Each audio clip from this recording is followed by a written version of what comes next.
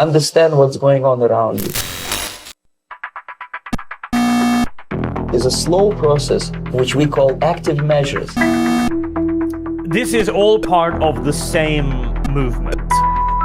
What matters is essentials: economy, foreign relations, defense systems. With a violent change of power, structure, and economy, period of normalization.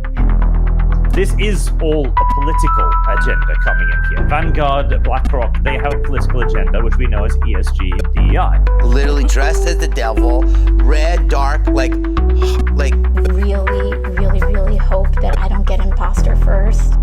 Here's the thing, this is how they get you. In the wake of the storming of the U.S. Capitol on January 6th by Trump supporters... So the federal government just said that they're going to be spying on you playing video games to combat extremism. Plenty to say about the root causes and contributing factors that may have led to this flashpoint. Among these was... GamerGate? You know what GamerGate is? No, what's that about? Essentially, what it really is there is a protection racket being run.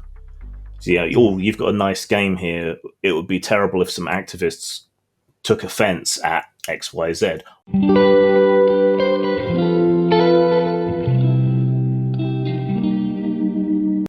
All right, we're joined by James Desborough, who wrote the book Inside GamerGate.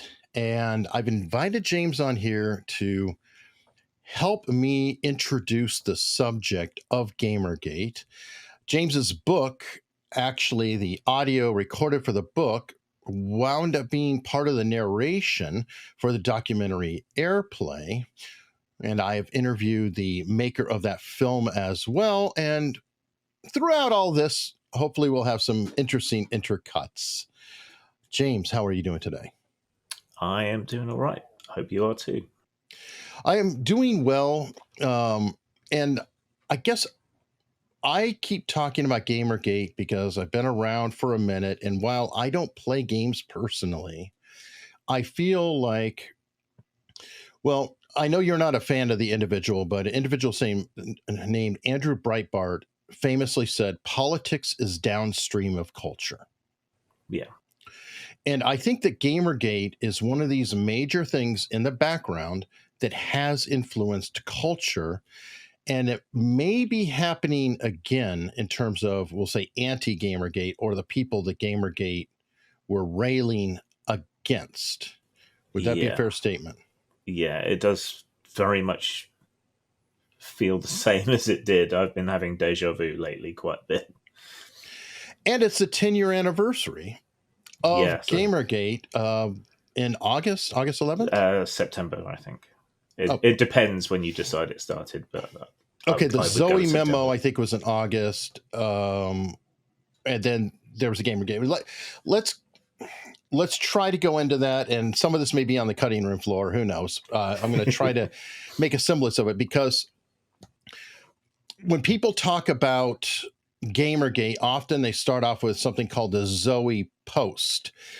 My thoughts, though, are, well, we'll get into that the Zoey post itself isn't the problem to me. It is the gamers are dead articles that come later. So can we go through the beginning of this? What is the Zoey post? So a former boyfriend of a quasi game developer called Zoey Quinn. His name was Aaron. I think it's pronounced Joni, but it's Gjoni. He felt that he had been in an abusive relationship with her. And so what he did was what, if the genders were reversed, a lot of people would think is what you do. You go public about this person, saying all the horrible things they've done, how toxic they are, and warning other people off them. Aaron Joni, some have described him as some have described him as an abuse victim, because a lot of the behavior that he documents in the Zoey post really paints a portrait of somebody who is consistently gaslighting and emotionally abusive. And I find out from a different model that Chelsea is claiming in a models only forum that I forced her to look at photos of mutilated vaginas and that I was a real creep. And again, claims of a very similar nature to the one she has made about everyone in her life. What else that came out of that was that, so Zoey is a sort of game developer. She was somewhat famous for a game called Depression Quest. And that had a lot of positive coverage in games media that people found kind of mystifying. And it came out through the post that one of the reasons, they were splitting up and Erin felt so hard done by was that she had slept with a lot of people of influence in and around the independent game scene and games media. Zoey Quinn, the video game developer, was in a relationship with Nathan Grayson, a journalist, a video game journalist, who had written about Zoey Quinn on 3 separate occasions for 2 different publications, Kotaku and Rock Paper Shotgun, and did not disclose their relationship. This is a massive point of contention because there are people who claim that GamerGate started because of a review that never happened. That is technically true. Nathan Grayson never reviewed Zoey Quinn's game. That is what a lot of people have said, even including the head of Kotaku. Nathan Grayson never technically reviewed Zoey Quinn's game. He gave her game positive coverage and reported on Quinn giving her positive coverage in an event known as the Polaris Game Jam. That's an entirely different. And so that got people digging and looking into relationships, romantic, financial, and otherwise, between game developers and the games media, and found that there was a lot of undisclosed connections between people. And they also kind of fought, shall we say, stridently, as people on the internet do, and came up with a meme of 5 guys using the logo of the 5 Guys burger chain. And I wanted to point this out because that is a defense that is used against the GamerGate people. So from what I understand, GamerGate is about ethics in games journalism. It was founded on that. However, there is the backlash or accusations that is really a harassment campaign, one of these being the 5 Guys and Fries meme that went around talking about Zoey Quinn, who allegedly was with 5 guys. Yeah, had messed around with 5 guys. See, this is already, we've barely started and we're getting into complications, because that stuff with Zoey, I don't regard that as Gamergate. That is stuff that went on beforehand, right? It was gossip. It was, the internet loves a scandal. So, there was a lot of that going on. But, as you said, it wasn't until the Gamers Are Dead articles, it wasn't until afterwards that we really got Gamergate. It's just that the case with Zoey Quinn helped make all these other problems visible, and then that went on. Plus, we had a long period of cultural critique and moral panic around video games before the Zoey post, so that kind of primed the pump for people to get upset. No, and fair enough. Absolutely. I know there's a lot going around games, much as there were different moral panics before. And this goes back all the way to the Hays. And I'm sure even before that, Hays codes for the early movies, comics code later on, Satanic Panic, then the music, what are people listening to? Of course, Dungeons and Dragons, which I grew up with. And there's even a couple movies on that with people getting possessed by by things Tom happening Hanks, because they're playing a D&D. To join the Great Hall. You can't. I have spells. I'm going to fly. All the way to games. So absolutely 100%. Yeah, but I do want to get in. Oh, go ahead. I was going to say tabletop games. that's my job. I work in tabletop games like D&D. Okay. So that's what I do. But that's why I got so interested in this, because, I lived through that moral panic. It wasn't quite as bad over here in the UK, but it was still pretty bad. And we had other things like the video nasties panic and things like that. The list doesn't solve everything. Shops like this make sure they only stock videos that have passed the film censors. But some of those now blacked have already been shown legally at public cinemas. If video retailers stock them, though, they can still be prosecuted. So that's why I was and am so interested in these sorts of things, having lived through them before. Makes total sense. And of course, that was pre-internet. So the scope of the panic was far reduced, in my opinion, than what GamerGate ultimately became. And there were other things that went along with GamerGate.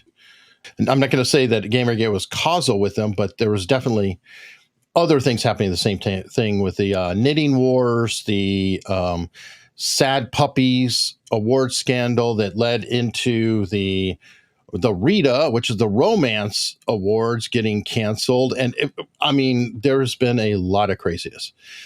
But I want to focus really early on, because I think that the Gamers Are Dead articles are the whole scandal, in my opinion, or the biggest part of that. And that actually happened after the term Gamergate actually was coined, correct? Yeah, I think Adam Baldwin coined the term Gamergate, just basically giving a name to what was already happening. All I did was attach a hashtag to it, and after I'd seen a couple of videos that flew through my Twitter feed, I think the thing that really struck my fancy in those original videos was the term social justice warriors. The very next day, 10 or 12 different articles were posted by different gaming publications in collusion, as it turns out. But then a short time after that, this must be dozens of articles dropped within the same couple of weeks, a lot of them on the same day, all parroting the same line. Gamers don't have to be your audience anymore. The gamer identity, such as it is dead. You shouldn't be catering to these people. Like a coordinated attack on their own audience, which didn't make much sense to me. From what I understand, all of the articles actually dropped within 2 days. I think there were ones that came along afterwards, but the ones that were coordinated definitely seemed to drop within that 48-hour period, yeah. And these articles, to let everybody understand, were from multiple publications, supposedly competitors, supposedly independent, but yet all marching to the same tune. And while, yes, we are in internet days, even then, when you're talking about 2014, there had to be some degree of preparation. Generally, when you submit an article to a publication, unless you are in cutting edge news where, there's an event, it happens, and you have the article, blah, blah, any kind of a thought piece or whatever, that takes some time. There's usually some back and forth between the writer submitting it to an editor, or, going back and forth, revising the comments, and then trying to fit it in with a publication schedule that, this would be when we're going to release it. Now, were any of these in print?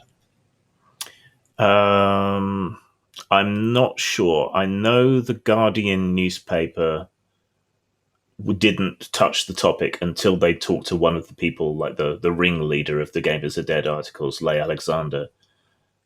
So that may have been in print. I'm not sure about the others. It's 10 years ago. So. Okay, well, it is a big... If they were in print, or if many of them were in print, it would be even more proof of what kind of collusion was taking place, because you have to do layout. You have to do a lot to get everything in print. You don't just go, boom, tomorrow. Guardian would be an exception because there's a newspaper. They're very fast flipping to the next day. So, well, we know they were colluding. because they were exposed as colluding. There was an industry sort of backroom chat email list called Game Journo Pros, where they were all talking to each other, and a bunch of those emails were leaked. And they were definitely trying to craft a particular narrative and to pressure other game journalists into following the same line and to not investigate the other side, all of that sort of thing. So, we know for certain 100% that there was collusion and other shenanigans going on behind the scenes. Can we talk about that? Because, I've heard of the Game Journo Pros, I believe it's an email list, but weren't there also a group and maybe even a Reddit forum or something? It seems like there was more than one meeting place of the minds, so to speak. Yeah. So for the journalists, at least, it was primarily the Game Journo Pros thing. For normal people and activists who decided that they wanted to be against Gamergate, there was a Reddit group called, I think, Gamergazi, trying to draw parallels between the Benghazi conspiracy theories and politicization, and trying to imply that the gamers who were upset with what was going on were also conspiracy theorists and whatever else. As to groups, there probably were. There were lots of little splinter factions of everybody doing things everywhere, so that's a bit harder to pin down. Okay, so we've got this group, we've got this collusion. Can you walk me through what happened? From my understanding, it was Milo Yiannopoulos, who seemed to be an unlikely ally because he worked for Breitbart, which is not necessarily a popular publication amongst gamers. But to his credit, he broke that story. That was a legitimate break and a huge break. What happened after he broke that story? If you don't go along with all of this, there's something wrong with you, you're pathologized, all the rest of it. Well, the left has created, by doing this, the alt-right, me, Donald Trump, and a whole army of disaffected liberals, its own former supporters, who are tired of being told what they can think, say, do, how they can dress, how they can speak, who they can hang out with, what belief systems they can have. And it has alienated an entire young generation from left-wing politics. And isn't it hilarious that it kind of spawned out of a dispute about video games? Yeah, Milo was a weird ally because repeatedly surveys and so on of people who identified themselves as being part of Gamergate consistently showed that they had fairly liberal and left-wing views. So that was weird. I think there was a bit of mutual sort of using each other going on there, because if you can't get access to other news outlets, you have to go where you can. See, not really much happened after that. There was a lot of fighting, certainly, and arguments and so on back and forth. But even with some outlets backing Gamergate up to some degree, or at least trying to pursue the truth of what happened, it's just been buried now by time.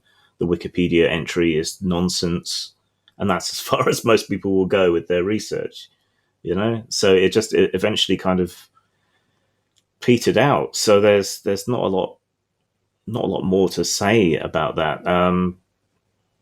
I guess a kind of reluctant peace held for maybe 5 years since the last echoes of Gamergate kind of stopped, and then it's all flared up again recently. Okay, so did anything positive happen out of the Gamergate controversy? I mean, in reading your book, it sounds like there were actual substantive changes that came about with some journalists who, were helped along to find other careers or made a better choice. Some policies within publications may or may not have changed. Did it have any kind of an effect at all positive, and that would help it fizzle out? So a few new independent websites popped up. Some of them are still with us. That's been useful. People were much more aware of potential conflicts of interest and so on amongst games journalists. So every now and again, someone will be called out for it. So it definitely improved the ethics of the business. I think some of these outlets went bust. Gawker Group, they went bust and attributed some of that to Gamergate, though I think most of the honors have to go to Hulk Hogan and Peter Thiel on that one. That was a big deal, and that was good. Some sites changed their policies, but whether they're actually enforcing those policies now, it's hard to say. Some independent developers began developing with the actual gamer audience in mind again. That was a positive. But overall, with the benefit of time, and it's been some years since I wrote the book as well, it's hard to pin down anything specific. I think the only real sort of lingering positive is that gamers are now aware that they can push back, and that games media has continued to lose relevance ever since, to the point where they can't really do this again. They're trying, but I don't think they're as effective as they once were. Okay. And there were some other changes in the atmosphere too. Like I think BuzzFeed is not a gamer place, but these are similar type of outlets, very catchy, gawkerish, whatever. I would almost call them tabloidy online. They're starting to use AI to generate their articles or laying off staff left and right. Do you see any of that having a positive or negative effect on the overall? I mean, I delight in the irony of some of these people being told to learn to code when they used to say that to other people. So that's funny. I'm kind of on the fence about AI. I don't think we've seen enough of the further impacts that it's going to have. As a creative person and a writer myself, seeing writers, even journalists who I disagree with, losing their jobs in part because of AI, that's unsettling and worrying, I think. But these people specifically have made it very difficult to have any sympathy for them. And if an AI can match your quality in the state it's in now, I don't think you're that good of a writer, really. So you would call it possibly karma? I mean, I try to be forgiving, and I try to put myself in their shoes. But when that's never reciprocated, it does make it very hard to maintain sympathy. All right, and now that you said never reciprocated, I'm going to jump to the future, because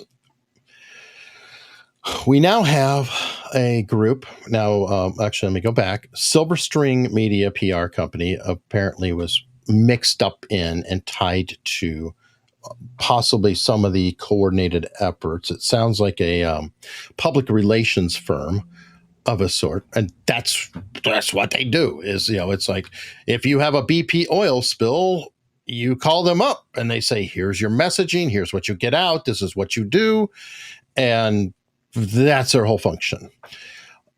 There is a new, but some would argue not new, media group called Sweet Baby Incorporated. Now, I was under the impression that Sweet Baby Incorporated is kind of like a public relations firm, but they call themselves a narrative creation firm or whatever, which to me is what I just said. BP has an oil spill, and let's change the narrative. Let's reframe the argument. They seem to maybe do that, but then they do more. Their job is effectively to go into different games and do diversity and inclusion sensitivity reading to make sure that different games aren't doing something that could be portrayed or seen as racist or problematic by different people in the community, right? Basically, that's what they do. That is their job. That is their purpose. Like, they actually are involved in how games themselves and storylines are written to match a checklist of requirements? Yeah, so Silver String Media is probably kind of the prototype for a lot of these other groups, like Sweet Baby Inc., like Black Girl Gamers, and there's numerous other ones.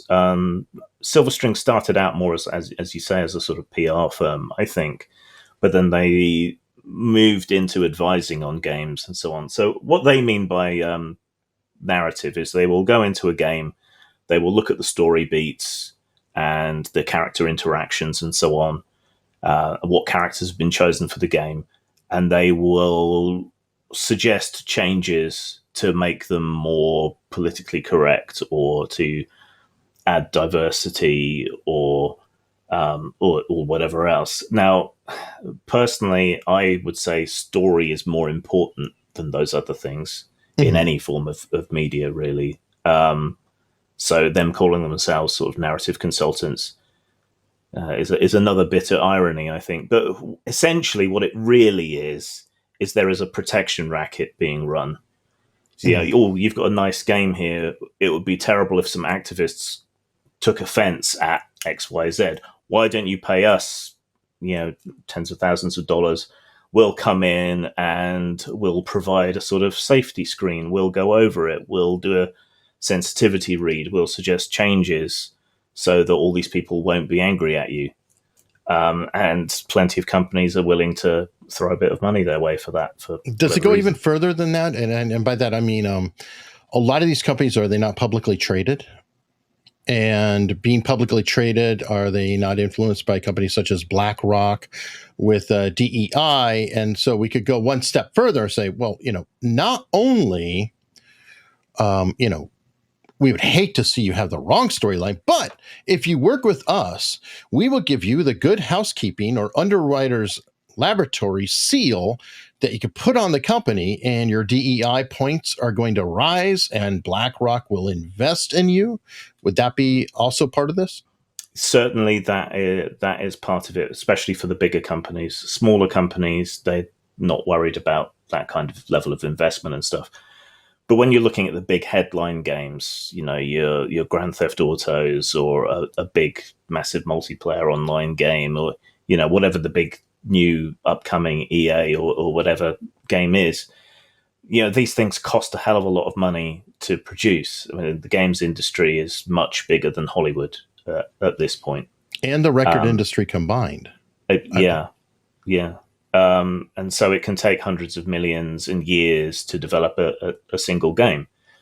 So, having the ready capital to do that is difficult. So they're looking for investors and loans and all of that sort of thing. And with these big companies qualifying for that sort of support to DEI and so on, that helps create this impetus, and that's another thing that these companies feed on.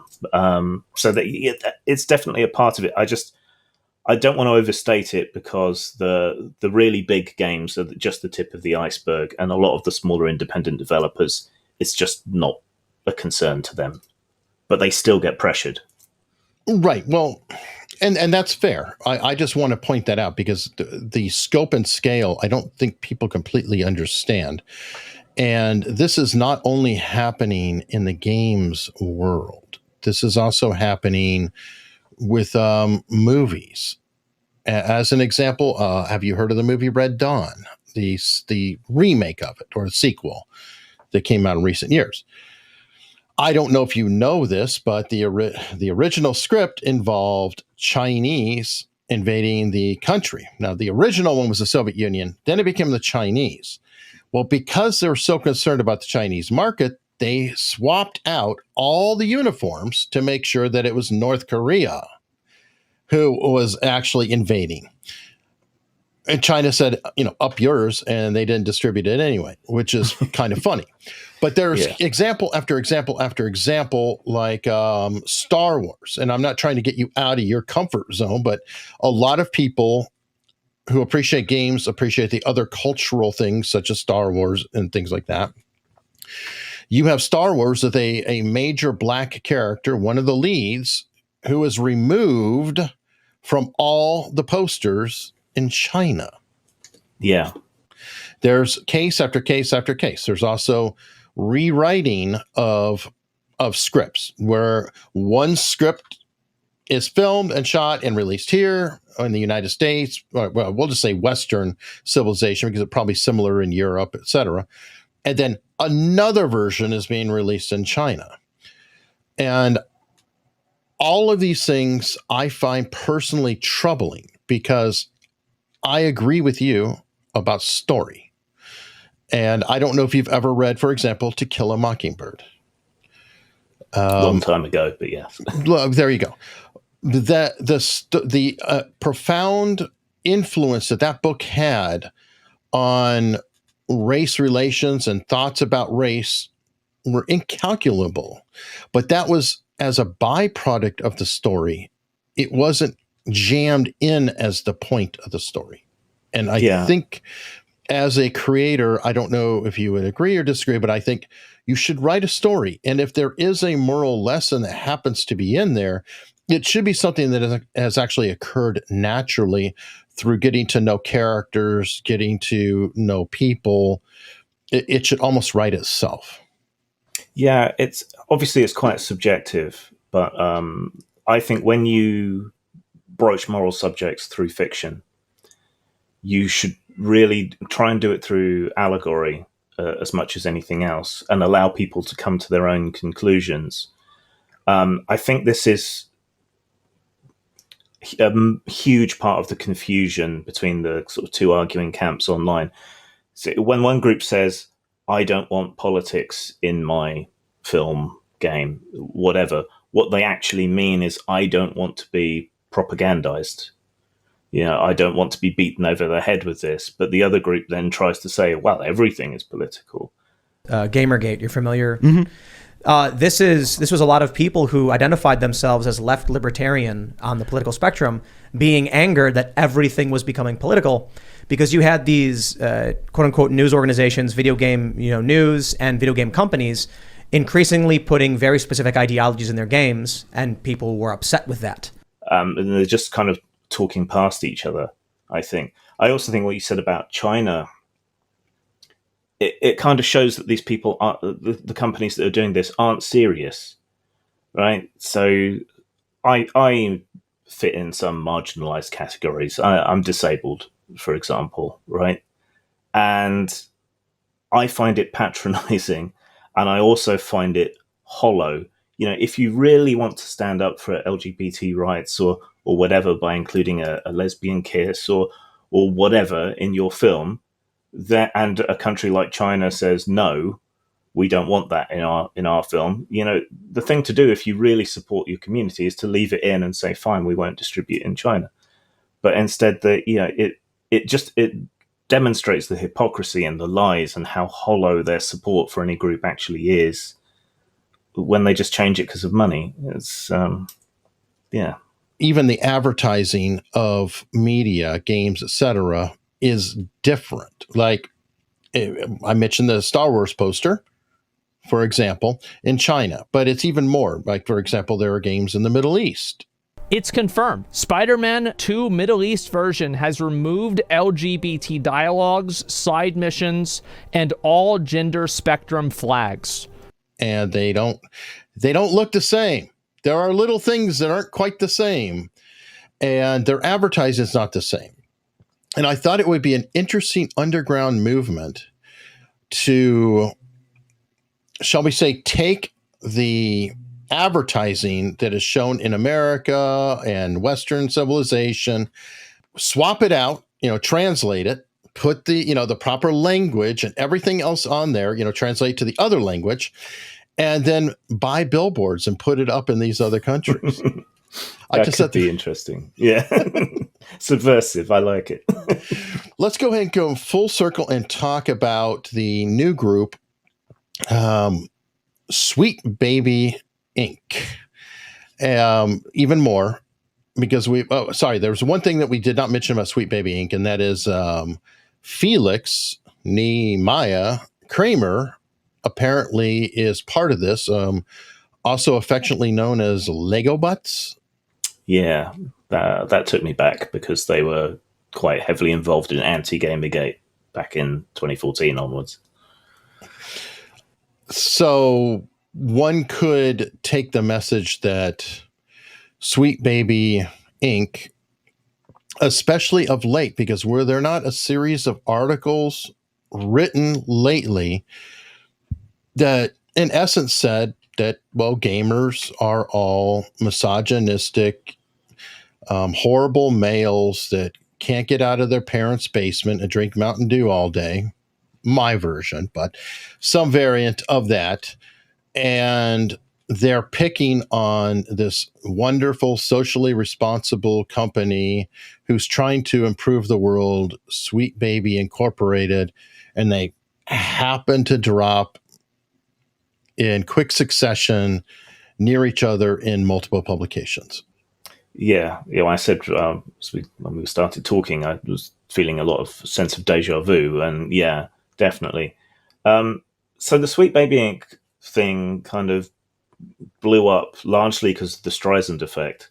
There's a guy whose online nick is Cabrutus on the Steam platform for buying games on PC. Hello guys, I am Cabrutus, the creator of the Sweet Baby Inc. Detected Steam creator page. The last weeks have been crazy and it completely changed my life.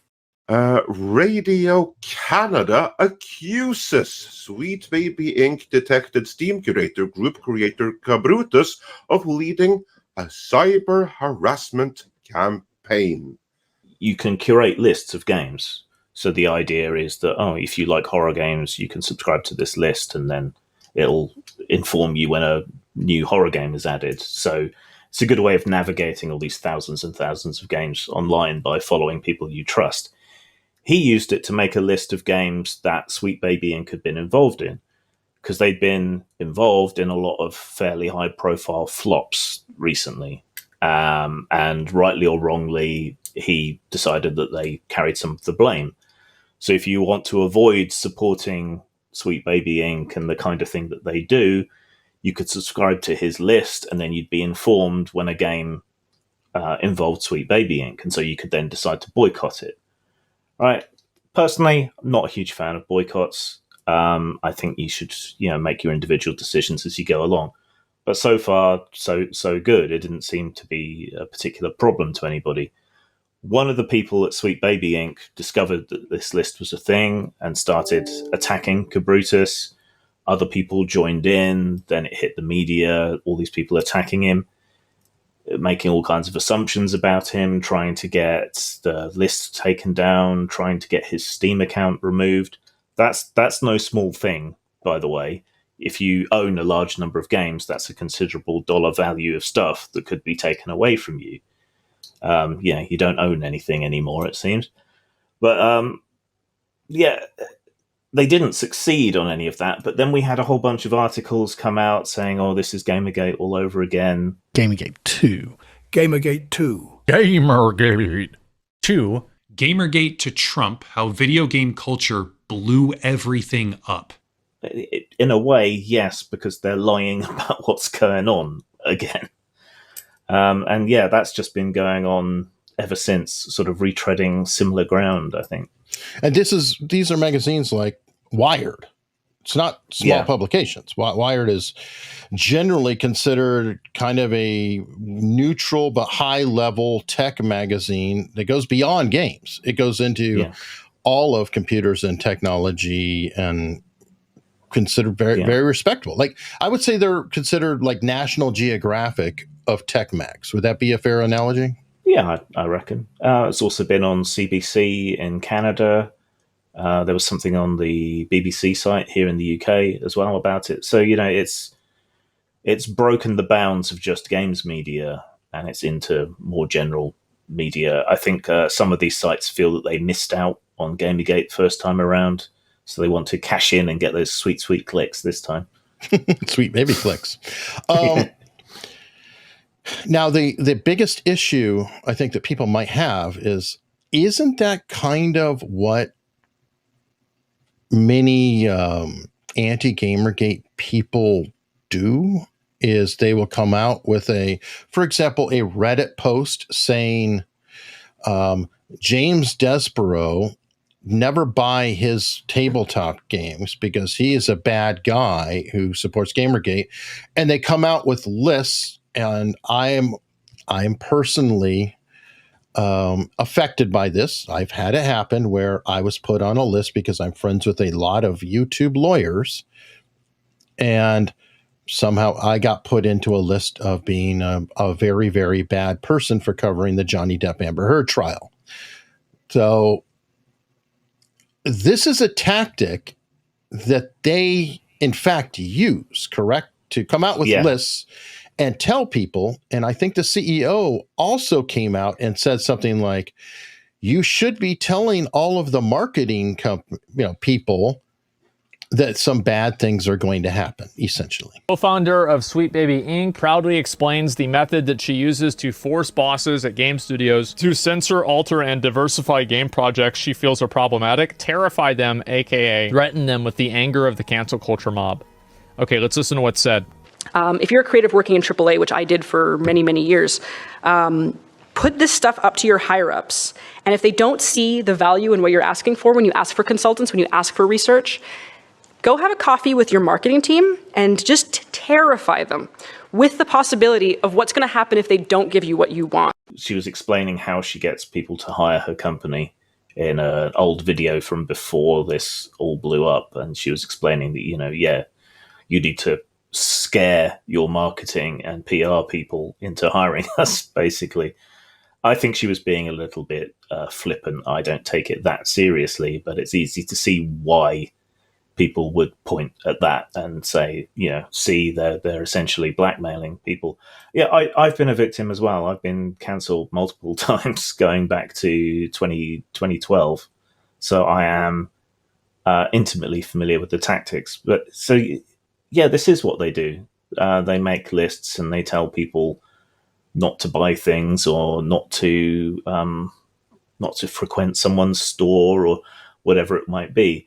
So it is staggeringly hypocritical to go after Cabrutus for all this.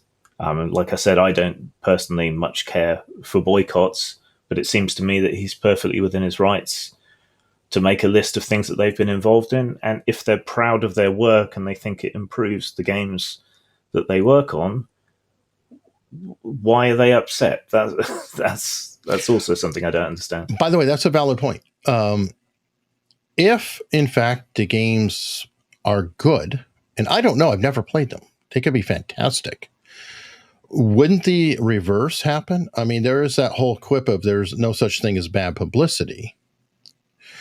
I do know of people who will look at lists of, things that you're supposed to stay away from, whatever it might be, and it can have the exact opposite effect because they might, like, you're not supposed to read these 10 books, as example. Yeah. And then they read one of these books and they're like, I really like this book. I should go back to the list. And they, in fact, go and read the book. And I'll use, I'm going to go back to my books example because I'm old. Banned books. How many people use banned book lists as a recommendation list? Yeah. Yeah, you're not that much older than me, to be honest. It's only about 4 years.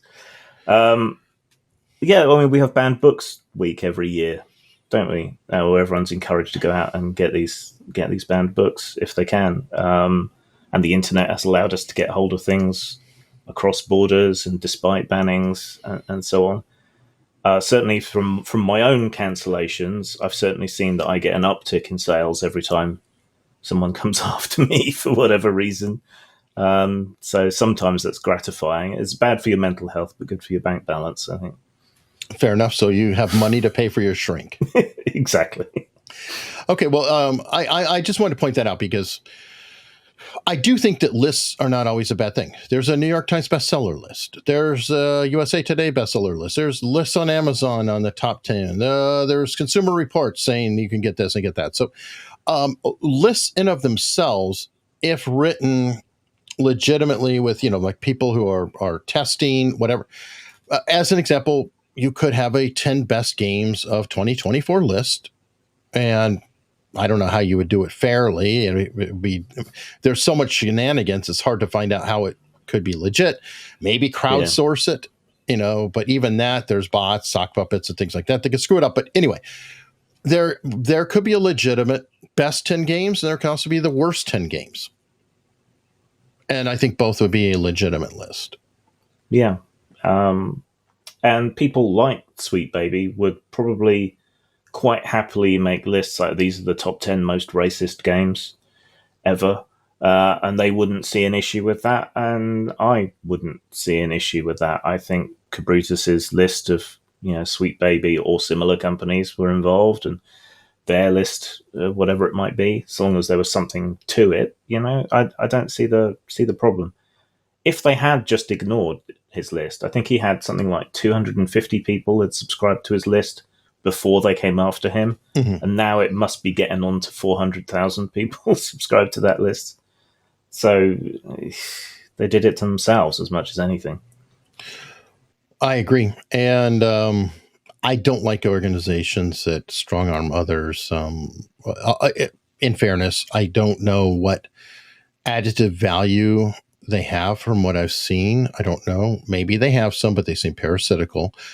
But to wrap things up, I always like to ask, what is the one question that I should have asked you, but I neglected to? That's tricky. I guess you could ask me how I think things are going to pan out this time. Yeah, that's a great one. Yeah. Are you optimistic or pessimistic about the future and what is happening now? I swing back and forth because I think a lot of people learned a lot from Gamergate and they're avoiding the same problems. It's like Milo, for all that he broke the Game Journal Pros List story, he was a problem for Gamergate because people could point to him and say, oh, you're all right-wing, you're all fascists, or whatever. So this time around with the Sweet Baby Inc. controversy, Matt Walsh tried to insert himself into the conversation, having previously had a lot of negative things to say about games. And he was roundly rejected. So that to me seems promising. People have got an eye on reputation handling this time.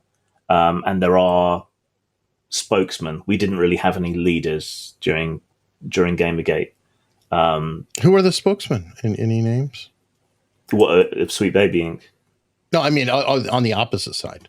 Oh, on the opposite side. I guess Anita Sarkeesian was a big one. Zoey Quinn, another Brianna Wu. She's had something of a redemption arc lately. So she's against what was going on now? She's become a lot more reasonable. I don't really know how or why. I think she was attacked by a lot of the people she thought of as allies. And unfortunately, that seems to be one of the only surefire ways to get people to be more reasonable, is once they've been attacked by their own side. They eat their own. Purists eat their own. Yeah. So, that's a cult. Yeah, and I think otherwise positively this time around, games media doesn't have the influence that it once did. I think for good or ill, that's also true of a lot of traditional media. So they don't have as much control over the message this time around. And I think anyone who goes looking into it honestly, and that's more people than it would have been in 2014, is going to come away with a much more realistic idea of what's going on. So I think things have overall improved, but I have reservations attached to all of those.